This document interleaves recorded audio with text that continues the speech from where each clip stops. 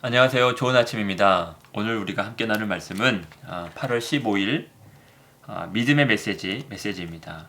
말씀은 고린도전서 13장 13절 말씀입니다. 그런즉 믿음, 소망, 사랑 이 세 가지는 항상 있을 것인데 그 중에 제일은 사랑이라. 믿음, 소망, 사랑은 예수님께서 이 땅에서 행하실 때 사람들을 그분의 메시지에 이끌리게 했던 세 가지 중요한 원동력과 구성 요소입니다. 그러나 오늘 묵상에서의 초점은 첫 번째 요소, 즉 믿음입니다.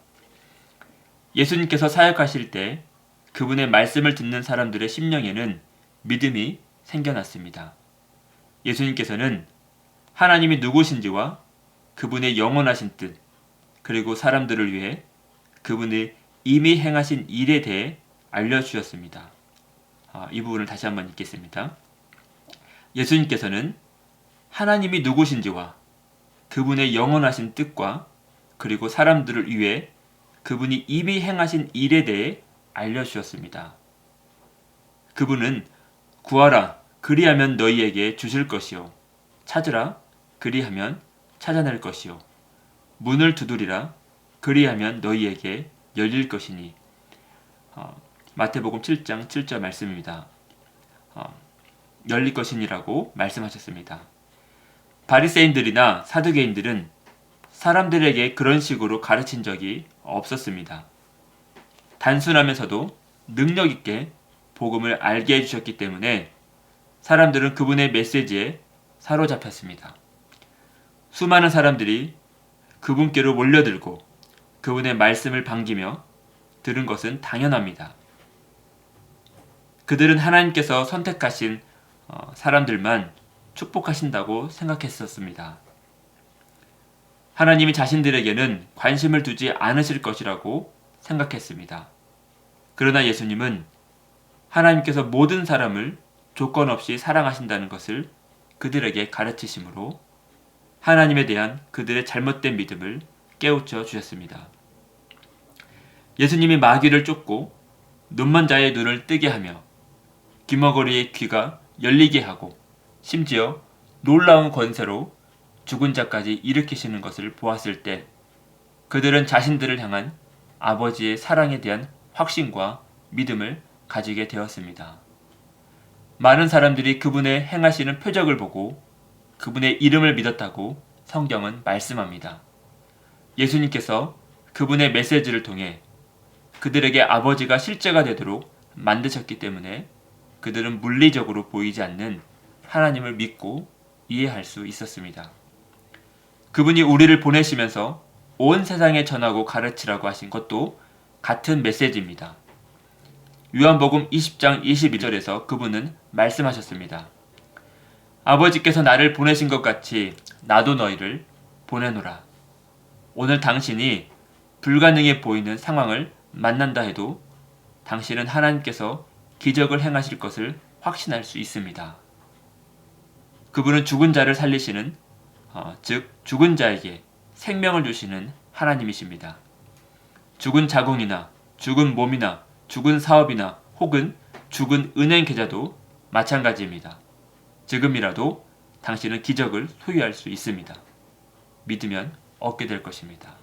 아멘. 오늘 고린도전서 13장 13절에서 이렇게 말씀하고 있습니다. 그런즉 믿음, 소망, 사랑 이 세 가지는 항상 있을 것인데 이 세 가지는 항상 있습니다. 그러나 그 중에 제일은 사랑입니다. 그렇지만 하나님께서는 우리에게 믿음, 소망, 사랑 이 세 가지는 항상 있다고 말씀하고 있습니다. 그렇지만 오늘 우리가 함께 나눌 것은 믿음이 어떻게 역사하는지, 왜 믿음이 중요한지를 함께 나누도록 하겠습니다. 제가 1년 전에 한 친구를 만났습니다. 제가 그 친구를 강남에서 만나서 이제 모임을 하고 말씀을 양육하기 시작했을 때 저는 그렇게 말씀에 반응하지 않는 사람을 참 오랜만에 만났던 것 같습니다. 그래서 말씀을 가르쳐도 그 친구 안에 있는 그 불신과 의심과 하나님께서 하나님이 얼마나 나를 사랑하시고 좋으신 분이라는 것에 대해서 그 친구에게는 확신이 없었습니다. 그런데도 감사하게 매주 모임에 빠지지 않고 나오는 것은 정말 그것도 하나님의 은혜입니다.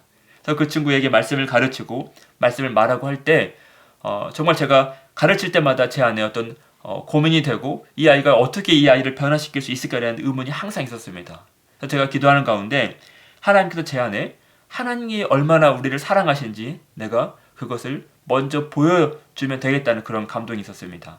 그리고 나서 제가 그 친구에게 매일같이 이 말씀의 실제를 제가 나눠주기 시작했습니다.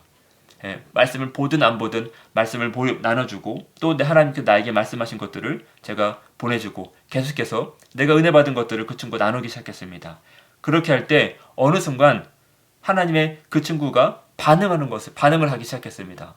말씀을 읽었습니다. 처음에는 말씀을 읽고 좋은 말씀 감사합니다. 그렇게 말했지만 점점 시간이 흐를수록 자기가 이 말씀을 보고 깨달은 것을 저에게 나눠주기 시작했어요. 하루는 그 친구가 저한테 하나님께서 자기가 읽은 본문에서 하나님께서 좋은 분이 아닌데 왜 하나님께서 좋은 분이냐 저한테 막 따지듯이 한 번은 말한 적이 있습니다.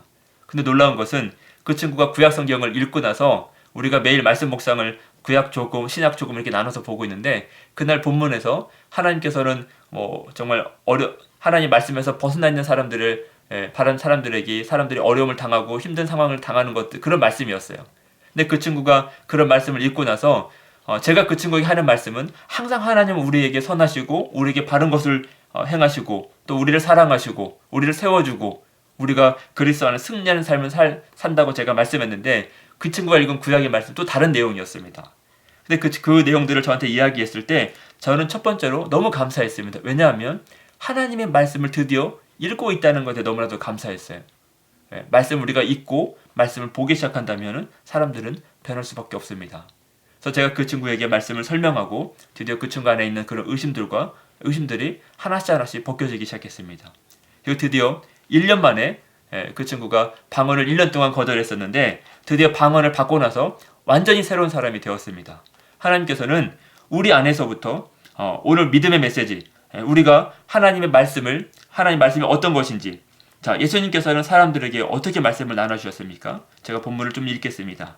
예수님께서 사역하실 때 그분은 말씀을 듣는 사람들의 심령에 믿음이 생겨났습니다. 자, 예수님께서 사역하실 때 예수님께서 전해주신 말씀을 듣는 사람들에게는 믿음이 생겨났습니다. 어떻게 믿음이 생겨났습니까? 예수님께서는 하나님이 누구신지와 그분의 영원하신 뜻이 무엇인지 그리고 사람들을 위해 그분이 이미 행하신 일에 대해서 알려주셨습니다. 3가지입니다. 하나님이 어떤 분이신지 그리고 그분의 영원하신 뜻이 무엇인지 그리고 사람들을 위해 그분이 이미 행하신 일이 어떤 것인지를 알려주셨습니다. 저도 동일하게 그 친구에게 하나님이 어떤 분인지 하나님이 얼마나 선하신지 그리고 하나님께서 그 친구에게 가지고 있는 뜻이 무엇인지 그리고 하나님께서 우리가 그것을 행할 수 있도록 이미 우리에게 준 것이 무엇인지를 제가 말하고 계속해서 똑같은 메시지를 제가 반복적으로 말하기 시작할 때 드디어 그 안에서 믿음이 자라고 반응하는 것을 제가 보았습니다. 하나님은 신실하십니다. 그분께서 오늘 우리에게 요구하시는 것은 하나님의 말씀을 믿는 것입니다. 뒷부분 말씀을 제가 잠깐 읽도록 하겠습니다. 그분은 죽은 자를 살리시고 즉 죽은 자들에게 생명을 주시는 하나님이십니다. 하나님은 생명을 주시는 하나님이십니다. 죽은 자궁이나 죽은 몸이나 죽은 사업이나 그것이 무엇이든지 간에 혹은 죽은 은행 계좌라도 마찬가지입니다. 하나님은 우리가 기적을 소유할 수 있다고 말씀하고 있습니다. 우리는 기적을 소유할 수 있습니다. 그런데 조건이 있습니다. 그것은 하나님의 말씀을 믿을 때 그것이 가능한 것입니다. 아멘. 함께 기도하겠습니다. 사랑하는 주님, 아버지는 하늘과 땅의 창조주이십니다. 그러므로 아버지에게 너무 어려운 일이란 없습니다. 제 대신 화관을 주시고 구부러진 길을 곧게 하시며 모든 일이 저에게 이롭게 진행되도록 만드시는 분이라는 것을 알기에 저는 아버지를 온 마음 다해 신뢰합니다. 저에게 끊임없는 승리의 놀라운 삶을 주셔서 감사드립니다. 예수 이름으로 기도합니다. 아멘.